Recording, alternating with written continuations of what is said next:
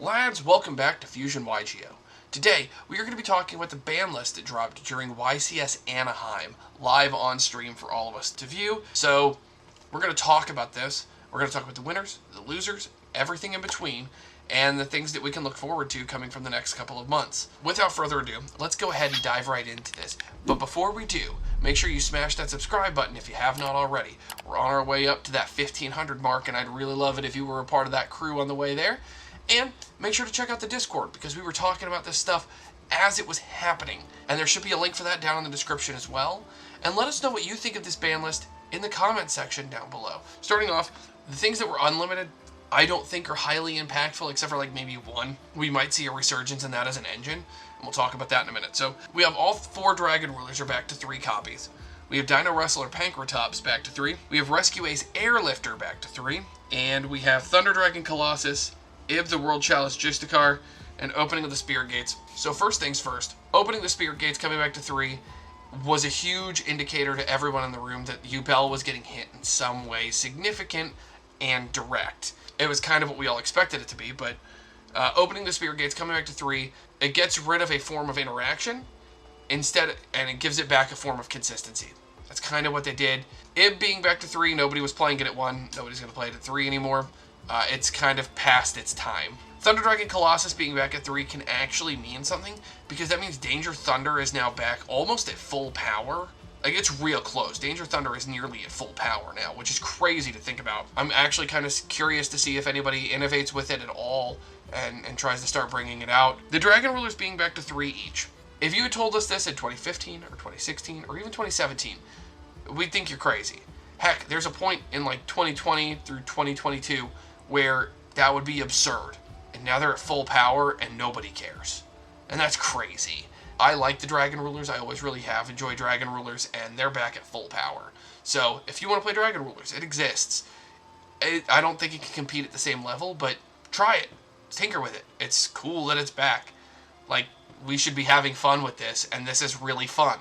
Pankratops being at 3, it was at 2, nobody was playing it, it's fine at 3. And then Airlifter. So I know Christian is probably super excited about this, because it means that the Airlifter lines are back for Rescue Ace, and he can start playing his pure Rescue Ace deck if he decides to, or you can spice it up with the Sinful Spoil stuff that's all been reprinted, and it's fine. You could put the Azamina package in it, which would be interesting, but I don't think it's as good. There's a lot of options. And now with Rescue Ace no longer being directly hit and having a lot of freedom that it didn't otherwise have, really cool. Welcome back to the format. I think it's fine. I might be the only one. The last one is Lunalight Tiger. Tiger being back at 3 is a monster reborn that can be recurred off of things like Blackwing Zephyros the Elite. Lunalight Orchist was a deck for a short stint of time that abused the ever-living out of Lunalight Tiger, and in my opinion, as an Orchist aficionado, it's not even in the top 3 best ways to play Orchist at the moment. Is it cool? Yeah, it's great. I think it's awesome to have Lunalight back. I think there's a lot of rank 4 decks that could benefit from this. Heck, we could see Lunalight be blended now, potentially, with things like Ryziel, and it could be really interesting. Or we could potentially see it be something that is paired with, Malice. We could see those 2 decks be blended with it. But I think rank 4 strategies as a whole with the Lunalight package would be interesting. Another deck that could be really fun to watch play with it. I don't think it's good. I don't think it's the right course. But like things like Spriggans can experiment with it. Like there's experimentation now that can be done with Lunalights. That's really neat. That's my take on the Lunalight thing. I think Tiger being at 3 is fine. Next up is the semi-limits. Cyberjar is at 2.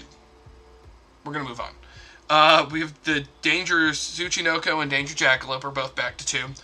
As well as Eva and Performapal Monkey Board. Okay, so let's talk about this.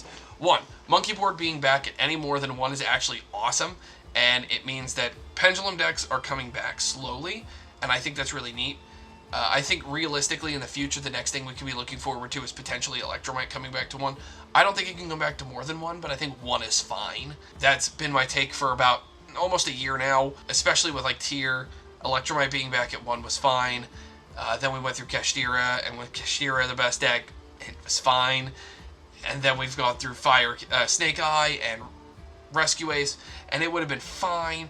And it would be fine now because I don't think it can compete There's too many hand traps in the format. There's too much one-card combos, and Pendulum is 2 cards. There was a point in time where Pendulum was so consistent on that 2-card combo that it was scary, and it's not anymore.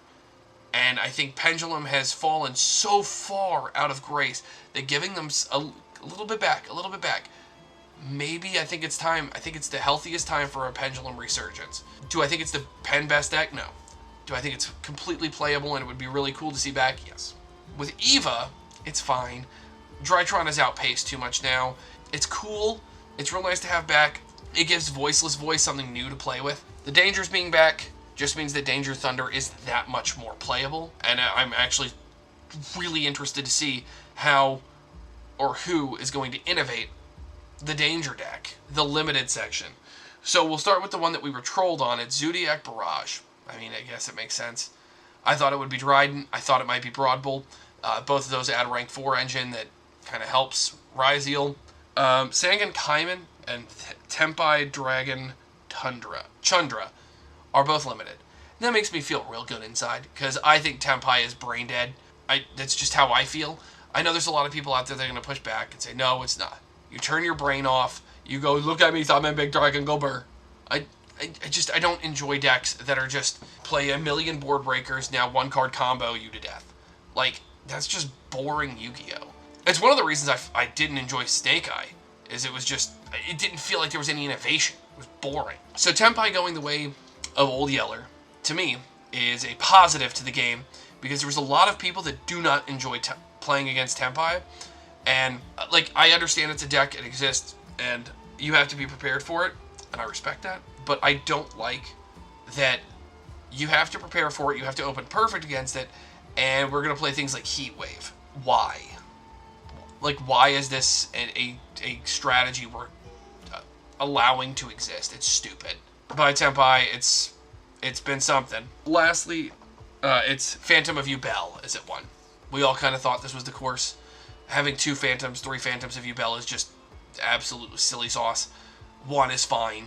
That's it. You don't need more than 1. Like, deal with it. It's cool. Nothing else to say. That's it for the limited section. Next up is the band. We got rid of Jowgen the Spiritualist and Gimmick Puppet Nightmare. And good riddance. Bye-bye. And we got Original Sinful Spoil Snake Eye Band. This is awesome. The more I thought... So in the moment, I was kind of upset. I was like, why didn't they just ban Flamberge? Just kill it. And then I thought about it, and like, this is kind of the better hit. It's a searchable, recurrable, easily accessible, full Snake Eye combo. And that's kind of gross. And you're able to dump it for free off of things like Deception. It rubbed me the wrong way, and I'm really, really happy that it's gone. That's the ban list. It's super interesting. I think there's a lot of decks that got hindered. I think there's some things that we could definitely shape up in the future. It's a nice ban list.